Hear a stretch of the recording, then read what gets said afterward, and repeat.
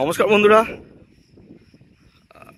আজকে আমরা এসেছি আমাদের পাড়ার একটা ছোট ভাই গোপাল বলে, গোপাল নাম। তো তার বাড়িতে এসেছি। তো গোপালের অ্যাকচুয়ালি ব্যাপার হয়েছে, মহাকুম্ভে গোপালের মা গেছিল এক দিদির বাড়িতে যাওয়ার নাম করে, এবং দিদির বাড়িতে না গিয়ে মহাকুম্ভে চলে যায়। এবং মহাকুম্ভে থেকে ফেরার পথে, যতটা আমি জানতে পারলাম, ফেরার পথে আর কি হাওড়ায় না আসতে পেরে রাজগিরে চলে গেছিলো। ঠিক আছে, এবং তারপর থেকে তার মায়ের সাথে কোনো রকম যোগাযোগ করতে পারিনি। অনেকবার বিহারেও গেছে, অনেক খোঁজ খবর নিয়েছে, কিন্তু পাওয়া যায়নি। তো আজকের এই ভিডিওটা গোপালের মাকে আমরা যাতে খুঁজে পেতে পারি, সেই জন্যই আর কি ভিডিওটা করা। অবশ্যই ভিডিওটা সবাই পুরোটা দেখুন, এবং যদি মাকে যদি কোনোভাবে যদি আপনারা দেখতে পান, তাহলে কিন্তু অবশ্যই নিচে দেওয়ার যে ফোন নম্বরে কন্ট্যাক্ট করে জানাতে পারেন। ঠিক আছে, এবং বাড়িতে অ্যাড্রেসে পাঠানোর ব্যবস্থা করতে পারেন। আমরা বাকি ডিটেলসটা গোপালের মুখ থেকেই শুনে নেব। তো গোপাল, ব্যাপারটা হয়েছে, আমি তো মোটামুটি শুনলাম, কিন্তু তুই একটু সংক্ষেপে যারা মানে দর্শক আছে তাদের জন্য বল, যাতে মানে সবাই আর কি মানে কোনোভাবে নজরে চলে আসে, তাহলে তোর সাথে কন্ট্যাক্ট করতে পারে এবং মা যাতে আবার বাড়িতে ফিরতে পারে, সেই আশা নিয়েই ভিডিওটা করছি। তো কি হয়েছিল, কবে থেকে গেছে, কি হয়েছে, জাস্ট একটু সংক্ষেপে যতটা ভাবে বলা যায় সেটা একটু বল। আমার নাম গোপাল মণ্ডল, আমার মায়ের নাম অনিতা মণ্ডল।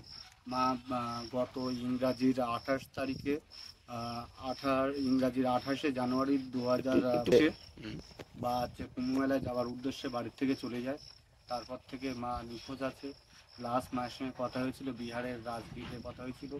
ওখান থেকে মা তো কুম্ভ মেলায় গেছিলো, ওখান থেকে ফেরার পথে রাজগীর চলে গেছিলো। রাজগীরে চলে যাওয়ার পরে ওখানে একটা ছেলেকে দিয়ে আমাকে ফোন করিয়েছিল যে ভুল জায়গায় চলে গেছিলো, সেই কারণে। এবার ওখান থেকে সে ছেলেটা আমাকে ফোন করে বললো যে আমার একজন বুড়িমা এখানে এসছে, কী করবো। আমি বললাম যে ওখান থেকে বখতিয়ারপুরে যাওয়ার ট্রেনে তুলে দেওয়ার জন্য, কারণ বখতিয়ারপুর থেকে ঘন ঘন ট্রেন পাওয়া যায়, হাওড়ার ট্রেন, সেই জন্য। এবার ওখান থেকে তো ছেলে চলে যায়, তারপরে ছেলের সঙ্গে আর কোনো যোগাযোগ করতে পারিনি। মায়ের ফোনে ফোন করছিলাম, মায়ের ফোনও সুইচ অফ আছে। মানে ওই কতক্ষণ পরে, মানে উনি যখন যে ছেলেটার সাথে কথা হলো তার কতক্ষণ পরে ফোনটা সুইচ অফ হয়ে যাচ্ছে? সেই ছেলের সঙ্গে কথা বলার প্রায় 10 থেকে 15 মিনিটের মধ্যেই ফোনটা সুইচ অফ হয়ে যায়। সে ছেলের ফোনও সুইচ অফ করে দিয়েছে, প্লাস মার ফোনও সুইচ অফ হয়ে গেছে। মানে কথা বলার এখানেই তো গন্ডগোলটা ব্যাপার লাগছে। হ্যাঁ, সেটাই, তাই না? তো মানে ব্যাপার হচ্ছে, মানে ওই ছেলেটার ফোনটা সুইচ অফ হচ্ছে, তারপরে এর ফোন সুইচ অফ হয়ে যাচ্ছে। পরে যখন ওই ছেলে যখন রাত 11টার দিকে ফোন সুইচ অন করে, রাত 11টার দিকে ফোন সুইচ অন করছে না, এটা তো কিন্তু আমার কিন্তু একটু খটকা লাগলো। ছেলেটা আলটিমেটলি সাহায্য করছে, তো মানে সাহায্য অবশ্যই করছে, আর যদি হয় তো খুবই ভালো সেটা। নাহলে কেননা ওরও ফোন কেন সুইচ অফ হয়ে যাচ্ছে? ওর কি পরীক্ষা আছে নাকি বলছিল? হ্যাঁ, ও বলছিল আমার কালকের এক্সাম আছে। এবার তারপরে আমি যখন 11টার দিকে ফোন অন হয়েছে, তখন আমার ফোনে মেসেজ চলে এসছে। আমি যখন ফোন করলাম, ও বলছে আমার ফোনে চার্জ ছিল না বলে ফোন সুইচ অফ হয়ে গেছে। আচ্ছা। এবার ও বলছে তোমার মাকে আমি স্টেশনে 2-3 জন ছিল বখতিয়ারপুর পর্যন্ত যাওয়ার জন্য, যারা ছিল তাদেরকে আমি বলে দিয়েছিলাম ওখানে নামিয়ে RPF-এর হাতে তুলে দেওয়ার জন্য। এবার তারপরে তো আমি অপেক্ষা করলাম মা ফিরে আসছে বলে, তারপরে তো আর ফিরেও এলো না। তারপরে আমি একদিন বাদেই বিহারের উদ্দেশ্যে রওনা দিই। আর বিহারের যেখানে নেমেছিল সেখানে সবার সঙ্গে কথা বলেছি, অটোওয়ালা, টোটোওয়ালা, মানে যেসব দোকানদারেরা আছে তাদের সঙ্গে কথা বলেছি। স্টেশনে মানে যেসব RPF আছে তাদের সঙ্গে কথা বলেছি। সেখানকার CCTV ফুটেজ দেখলাম। এবার CCTV ফুটেজে দেখা যাচ্ছে যে ওখান থেকে ট্রেনে উঠে কোনো একটা লোকাল ট্রেন ধরেছে, কিন্তু সেই লোকাল ট্রেনটা রাজগীর থেকে দানাপুর উদ্দেশ্যেই যায়, মানে দানাপুর পর্যন্ত। মাঝখানে যে ওটা ওই কি জায়গাটার নাম? বখতিয়ারপুর, ওটা মাঝখানেই পড়ে, ওই রুটেই পড়ে আর কি? ওই রুটেই পড়ে। আচ্ছা, বখতিয়ারপুরে কিন্তু নামিনি। আচ্ছা, বখতিয়ারপুর আর রাজগীরের মধ্যে কেমন ডিস্টেন্স?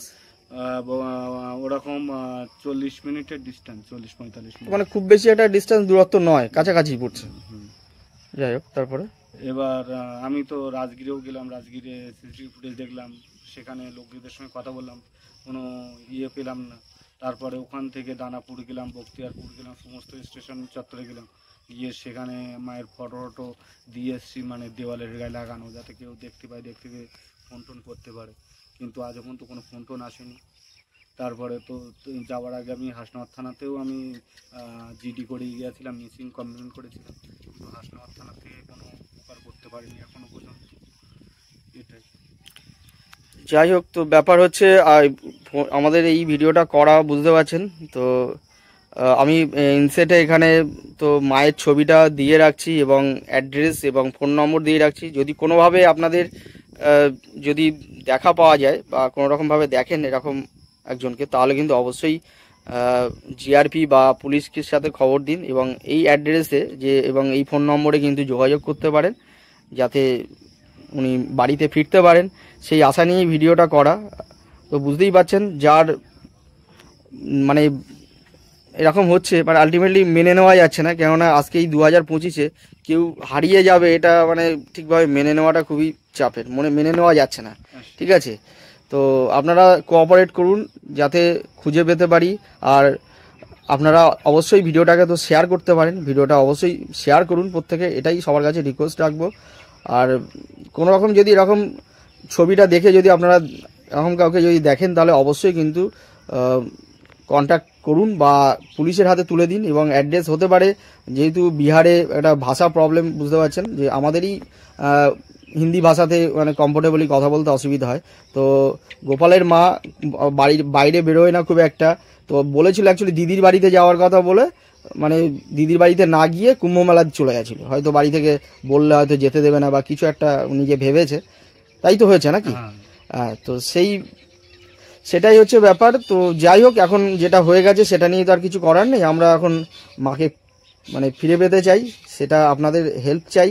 কেননা আপনার একটা শেয়ারে হয়তো দেখা যাচ্ছে কোনো ব্যক্তির কাছে পৌঁছে গেল, দেখা যাচ্ছে তিনি হয়তো ওনাকে দেখেছেন এবং তিনি কিন্তু কন্ট্যাক্ট করে কিন্তু কোনো সহৃদয় ব্যক্তি কিন্তু কন্ট্যাক্ট করতে পারেন। তো অবশ্যই কন্ট্যাক্ট করবেন যদি এরকম কাউকে যদি পাওয়া যায়। তো ভিডিওটা আমি এখানেই রাখছি, আর অবশ্যই বেশি বেশি করে ভিডিওটা শেয়ার করুন। আর আমরা চেষ্টা করছি যাতে আরোভাবে কিছুভাবে যদি হেল্প করতে পারি সেটার জন্যে। ওকে, তো ছবি ইনসেটে দুটো ছবি দিচ্ছি। একটা ছবি হচ্ছে একটা বাড়িতে একটা তোলা ছিল, আর আরেকটা ছবি যখন গোপাল ওখানে গেছিল রাজগিরে, তাই তো রাজগিরে গিয়ে সিসিটিভি ফুটেজ যখন চেক করে, তখন পরনে যে শাড়ি পরা ছিল সেই শাড়ি আর কি, মানে সেই শাড়ির সামনে একটা ছবি তুলেছিল, সেটাও আমি ইনসেটে দিয়ে দিয়েছি। তাহলে বুঝতে সুবিধা হবে হয়তো, কিংবা কেউ যদি দেখে থাকেন তাহলে কিন্তু অবশ্যই কমেন্ট করে বা কন্ট্যাক্ট করে জানান। তো এটা কিন্তু আমাদের ভীষণ উপকারে লাগবে।